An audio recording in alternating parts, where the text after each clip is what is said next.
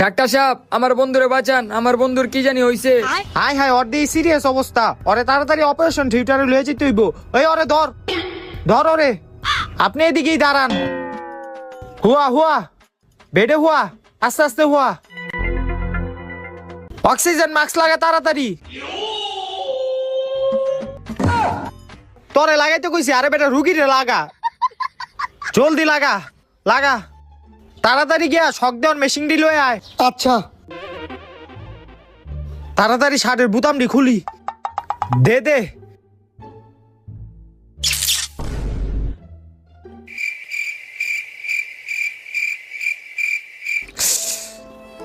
Sheet.